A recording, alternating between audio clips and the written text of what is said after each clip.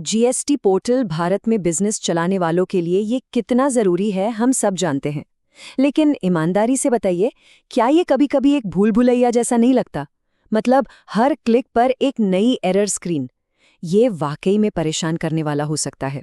सोचिए, आप return file कर रहे हैं या शायद कोई नया रजिस्ट्रेशन, और तभी बूम, एक ऐसा एरर मैसेज आ जाता है जिसके बारे में कुछ पता ही नहीं। सारा काम वहीं का वहीं रुक जाता है। ये फ्रस्ट्रेशन, ये कंफ्यूजन, ये बहुत ही आम बात है। लेकिन इसमें एक अच्छी बात है, वो ये कि इस मुश्किल में कोई अकेला नहीं है। और उससे भी अच्छी खबर ये है कि ज़्यादातर जो ये आम परेशानियां हैं ना, उनके समाधान पहले से मौजूद हैं। तो आज चलिए इन्हीं को एक-एक करके समझते हैं। तो हमारा सफर कैसा रहेगा?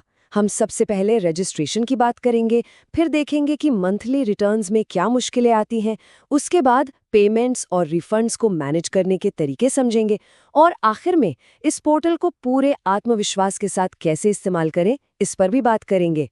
तो चलिए शुरू किया जाए। किसी भी बिजनेस की जीएसटी यात्रा की शुरुआत होती है रजिस्ट्रेशन से। ये पहली सीढ़ी है, और सच कहें तो अक्सर पहली चुनौती भी यहीं मिलती है। अब देखिए, ये एक बहुत ही आम प्रॉब्लम है। आप अपने बिजनेस का कोई नया ठिकाना जोड़ना चाहते हैं और ये ऐड न्यू बटन ये डिसेबल्ड है।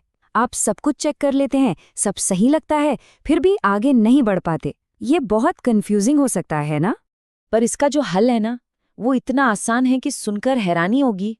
ऐड न्यू बटन पर क्लिक करने से ठीक पहले बस ऊपर दिए गए बॉक्स में ये डाल दीजिए कि कितने नए ठिकाने जोड़ने हैं। जैसे ही आप वहां 1 या 2 टाइप करेंगे, ये बटन जादू की तरह एक्टिव हो जाएगा। एक छोटी सी ट्रिक है, पर ये घंटों की परेशानी बचा सकती है। अच्छा, रजिस्ट्रेशन की बात हो गई। अब आते हैं उस काम पर जो हर महीने करना पड़ता है और जिसमें अक्सर सबसे ज्यादा सिरदर्दी होती है। जी हाँ, रिटर्न फाइलिंग, और खासकर GSTR 3B, जहां गलतियों की गुंजाइश सबसे ज्यादा होती है। आपको पता है, जो दर्जनों अलग अलग एरर मैसेज आते हैं, उनके पीछे की वजह अक्सर एक ही होती है। इनपुट टैक्स क्रेडिट यानी ITC को इस्तेमाल करने के नियमों को ठीक से न समझना। और पोर्टल की सबसे बड़ी दिक्कत यही है, वो आपको गलती तो बता देता है, पर ये नहीं बताता कि उसे ठीक कैसे करना है।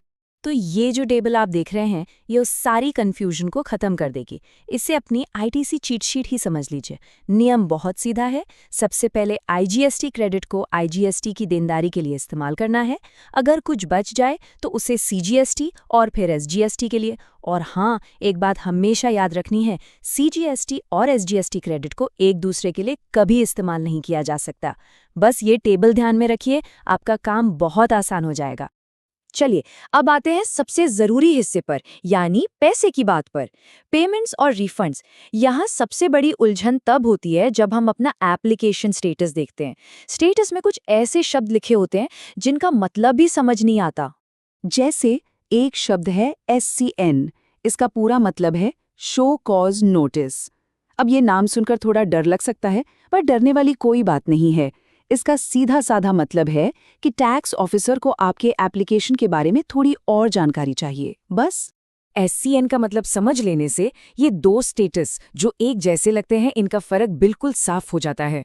देखिए, अगर स्टेटस है पेंडिंग फॉर प्रोसेसिंग, तो उसका मतलब है आपका काम हो गया, एप्लीकेशन फाइल हो चुकी है, अब बस इंतजार करना है। लेकिन अगर स्टेटस है पेंडिंग फॉर क्लैरिफिकेशन, तो उसका मतलब है कि अब आपकी बारी है। ऑफिसर ने एक SCN भेजा है और आपको उसका जवाब देना है। ये छोटा सा फर्क जानना बहुत जरूरी है। तो हमने कुछ खास परेशानियों और उनके हल देखे। अब चलिए कुछ ऐसे सामान्य समाधानों पर नजर डालते हैं जो लगभग हर तरह की दिक्कत में काम आते हैं। इसे आप अपनी GST पोर्टल की फर्स्ट एड किट समझ सकते हैं। ये 5 कदम कई बार आपकी बड़ी मुश्किलों को चुटकियों में हल कर सकते हैं।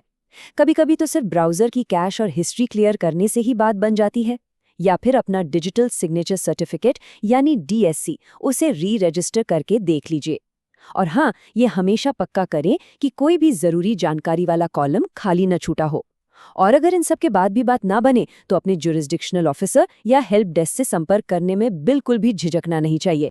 जीएसटी पोर्टल जैसे जो डिजिटल प्लेटफॉर्म्स हैं वो हमारे टैक्स सिस्टम को पारदर्शी और असरदार बनाते हैं, इसमें कोई शक नहीं। लेकिन यहाँ एक बड़ा सवाल उठता है।